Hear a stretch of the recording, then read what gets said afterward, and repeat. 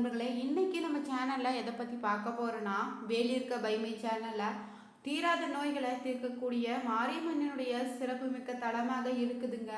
திருச்சியில இருக்கின்ற சமயபுரம் மாரியம்மன் கோவில். இந்த கோவில்ல எப்படி வழிபாடு செய்யறாங்க, அம்மனுடைய மகிமையை தெரிஞ்சுக்கலாம். இந்த வீடியோ உங்களுக்கு பயனுள்ள தகவல்களாக இருக்கும். அதனால வீடியோவை எந்த இடத்துலையுமே ஸ்கிப் பண்ணாம பாருங்க. இதனுடைய சேனலை நீங்க முதன்முறையாக பார்க்குறவங்களாக இருந்தீங்கன்னா சேனலுடைய பெல் பட்டனை கிளிக் பண்ணி சேனலை சப்ஸ்கிரைப் பண்ணிக்கோங்க. லைக் பண்ணுங்க, ஷேர் பண்ணுங்க, கமெண்ட் பண்ணுங்க. கமெண்ட் பாக்ஸில் பார்த்தீங்கன்னா சமயபுரத்து மாரியம்மன் போற்றி என 3 முறை பதிவிடுங்க. வாங்க வீடியோக்குள்ளே போகலாம். அநீதிகளையுமே தீமைகளை அழித்து தீராத நோய்களை தீர்த்து வைக்கக்கூடிய ஒரு சிறந்த பரிகார தலமாக தாங்க திருச்சி மாவட்டத்தில் சமயபுரத்தில் அருள்கிற மாரியம்மன் திருக்கோயில் இருக்குதுங்க. அம்மன் வழிபாட்டில் பார்த்தீங்கன்னா முதன்மை பெற்று விளங்குது இந்த கோவில். காவிரியினுடைய வடகரையில் திருச்சி சென்னை தேசிய நெடுஞ்சாலையில் பார்த்தீங்கன்னா 15 கிலோமீட்டர் தொலைவில் அமைஞ்சிருக்குது. விஷ்ணுடைய தசாவதாரத்தில் நீங்கள் பார்த்தீங்கன்னா கிருஷ்ணனுடைய அவதாரம் பார்த்தீங்கன்னா முக்கிய இடத்தை இருக்குது. அந்த அவதாரத்தில் தான் தேவகியினுடைய குழந்தையாக கிருஷ்ணனுமே யசோதையின் குழந்தையாக பார்த்தீங்கன்னா மாயாதேவியும் அவதரிக்கிறாங்க. அவ்விரு குழந்தைகளுக்குமே பார்த்தீங்கன்னா இறைவனுடைய எண்ணத்தால் இடமாற்றம் செய்யப்படுது. இதனை கம்சன் அறிந்து கொண்டாலுமே பார்த்தீங்கன்னா குழந்தை இடமாற்றம் செய்யப்பட்டிருவதை அறியாத நிலையில தான் இருக்கிறான். குழந்தையை கொல்ல துணிந்த கம்சனுமே தேவகியினுடைய அறைக்கு சென்று குழந்தையை தூக்க முற்படுறான். ஆனா அருகில நெருங்க முடியாதபடி பார்த்தீங்கன்னா அந்த குழந்தை தன் உண்மையான அவதாரத்தை காட்டி நிற்குது. அன்னையினுடைய அற்புத தோற்றத்தை கண்ட கம்சனும் பார்த்தீங்கன்னா பின்னாடி சம்ஹாரம் செய்யப்படுறான்.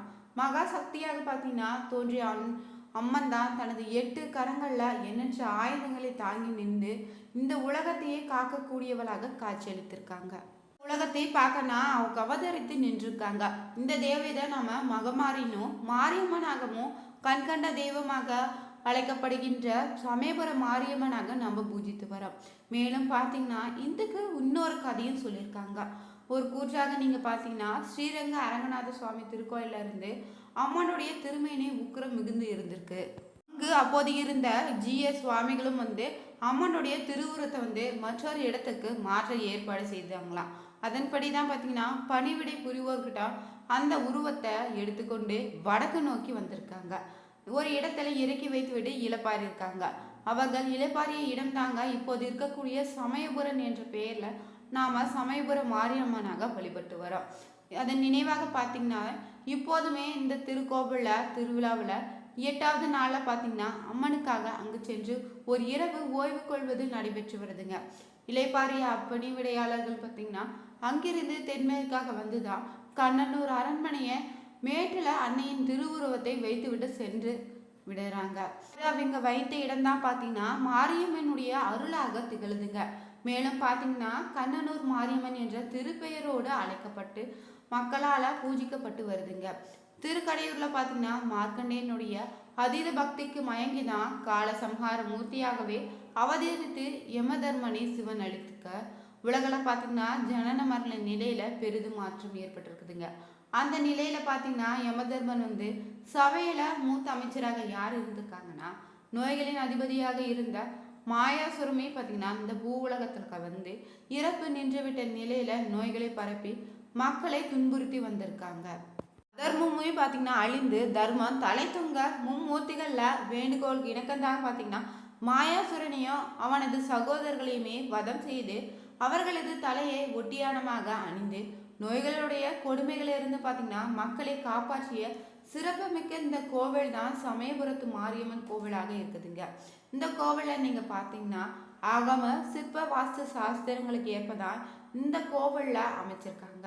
செழிப்பையும் வளத்தையும் உணர்த்துவதாகவும் கூறலாம். கோயில முகப்பில பார்த்தீங்கன்னா உள்ள திருமண்டபம் தான் பார்வதி கல்யாண மண்டபம்னு அழைக்கிறாங்க. 3 திருச்சுற்றுகளை கொண்டதாக இந்த கோவில் அமைஞ்சிருக்குது. கிழக்கில் உள்ள சன்னதி தெருவில் தான் அருள்மிகு விநாயகர் திருக்கோயில் இருக்குது. தெற்குல அருள்மிகு முருகன் கோவிலும் அமைச்சிருக்காங்க. வீதியில நீங்க பார்த்தீங்கன்னா வடக்கே மீண்டுமே ஒரு விநாயகர் கோயில் அமைந்திருக்குது. மேற்குல அருள்மிகு ராஜகோபால சுவாமியும் பிரதிஷ்டை செய்திருப்பது மற்றொரு சிறப்புனே சொல்லலாங்க. திருக்கோயில 2ஆம் திருச்சுற்றுல பார்த்தீங்கன்னா அருள்மிகு விநாயகர் சன்னதி, நவராத்திரி மண்டபம், அபிஷேக அம்மன் சன்னதி, யாகசாலை, தங்கரத மண்டபம் உள்ளிட்டவை இருக்குதுங்க. 2ஆம் திருச்சுற்றுல முடிவடைந்த பின்னாடி நீங்க பார்த்தீங்கன்னா உள்ளே போனீங்கன்னா கொடிமரமோ பலிபீடமோ அமைந்திருக்குது. தொடர்ந்து பார்த்தீங்கன்னா மாவிளக்கு மண்டபத்தை நீங்கள் பார்க்கலாம். கருவறைக்கு செல்லும் வழியில தான் இருபுறமே துவார சக்திகள் சுதை உருவத்தில் காணப்படுதுங்க. வலதுபுறம் வந்து அருள்மிகு கருப்பண சுவாமியம் சன்னதி இருக்குது. கருவறைக்கு மாவிளக்கு மண்டபத்துக்கோ இடைப்பட்ட பகுதியில் பார்த்தீங்கன்னா மகா மண்டபமும் அர்த்த மண்டபமும் அமைச்சிருக்காங்க. கருவறையில் பார்த்தீங்கன்னா சுற்றி பிரகாரம் காணப்படுது. இந்த பிரகாரத்தில் விமானத்தில் அதிர்ஷ்டமான பகுதியை தொட்டி போன்று அமைச்சிருக்காங்களாம். அதில் நீர் நிரப்பியதாக இருக்குமா. அம்பாள் வந்து கருவறையில் குளிர்ச்சியாக இருப்பதற்காகத்தான் உக்கிரத்தை தணிப்பதற்காக இத்தகைய முறையை மேற்கொண்டிருக்காங்க. கருவறையில் பார்த்தீங்கன்னா இடதுபுறத்தில் உற்சவம்மனுடைய சன்னதி இருக்குது. இந்த திருமேனிக்கு நாள்தோறும் பார்த்தீங்கன்னா சிறப்பு அபிஷேகம் செய்யப்படுது. சமயபுரம் அருகில் உள்ள அருள்மிகு செல்லாண்டியம்மன் திருக்கோவிலும் திருமேனிக்கோ இங்கு நாள்தோறுமே வழிபாடு செய்யப்படுதுங்க. இங்கு மாரியம்மன் திருக்கோவிலில் பார்த்தீங்கன்னா கருவறையில் அம்மன் நிற்சி இருப்பது வழக்கமாக இருந்தாலுமே இங்கே மற்ற கோயில்களை விட இங்கு மாறுபட்ட முறையில தான் வடிவம் காணப்படுது. மூலவருடைய திருவுருவம் பார்த்தீங்கன்னா மரத்தால் ஆனந்தாலும் அதன் மீது தான் சுதை வேலைப்பாடுகள் செய்திருக்காங்க. தங்கஜடா மகுடம் மற்றும் வலது காலை தொங்கவிட்ட நிலையில சுகாசனத்துல தான் அமர்ந்து பக்தர்களுடைய குறைகளை நீக்கி அருள் வழங்கி வருகிறார் சமயபுரத்து மாரியம்மன். மாரியம்மன் கோவில்ல கொண்டாடப்படுகின்ற சிறப்பான விழாக்கள் நீங்க பார்த்தீங்கன்னா தைப்பூச திருவிழா, பூச்சொரித்தல், சித்திரை பெருந்திருவிழா, புரட்டாசியில நவராத்திரி பெருவிழா முக்கியமான விழாக்களாக கொண்டாடுறாங்க. தை மாதத்துல மட்டும் 11 நாட்கள் வந்து தைப்பூச திருவிழாவா நடத்துறாங்க. 10ஆம் நெருநாளில் பார்த்தீங்கன்னா ஸ்ரீரங்க அருள்மிகு அரங்கநாத சுவாமி திருக்கோயில இருந்து தான் மாரியம்மன் சீர்பெறுதல் வைபவமும் நடத்தப்படுதுங்க. மாசி மாதத்துல கடைசி ஞாயிற்றுக்கிழமை பார்த்தீங்கன்னா அம்மனுக்காக பூச்சொரித்தல் நடத்துறாங்க. மகிஷாசுரனை வதம் செய்து பாவம் தீரந்தான் தன் கோபம் அடங்குமே தவம் செய்து பச்சை பட்டினி விரதத்தை சமயபுரம் மாரியம்மன் மேற்கொள்ளுவாங்க. அம்மன் பச்சை பட்டினி விரதம் இருக்கும்போது பார்த்தீங்கன்னா 28 நாட்களுக்குமே நைவேத்தியம் படைக்க மாட்டாங்களாம். காலத்துல பார்த்தீங்கன்னா மாரியம்மனுக்காக இளநீர், கரும்புச்சாறு, துள்ளுமாவை மட்டுமே படைக்கிறாங்க.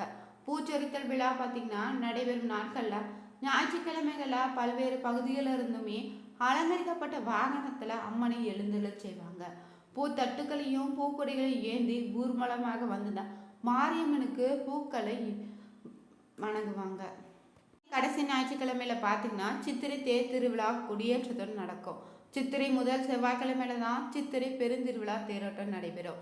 பச்சை பட்டினி விரதம் பார்த்தீங்கன்னா பூரணம் அடைந்தவுடன் தான் சிவபெருமானிடம் உள்ள சர்வ சக்தியுமே பெற்று படைத்தல், காத்தல், அழித்தல் மற்றும் அருள்பாலித்தல் என 5 தொழில்களையுமே சித்திரை பெருத்திருவிழாவினால தானே அம்மன் அருள் புரிந்து வருவது இத்திருக்கோயிலுடைய சித்திரை திருவிழாவின் தனிச்சிறப்புன்னே சொல்லலாங்க. சித்திரை திருவிழாவில் பார்த்தீங்கன்னா முக்கியமான நிகழ்வு தான் தேரோட்டம். இது வந்து சித்திரை மாத முதல் செவ்வாய்க்கிழமையில நடைபெறுங்க.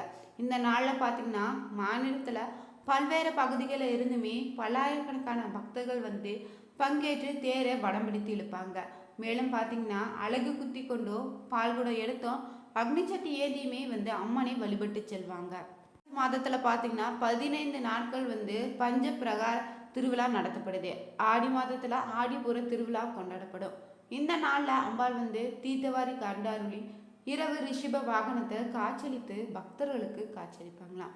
ஆவணி மாதத்தில் பார்த்தீங்கன்னா 4 ஞாயிற்றுக்கிழமை யானை, தங்க, சிம்மம், மாமதேனு, ரிஷிபு ஆகிய வாகனங்களை வீதி உலா வருவாங்க.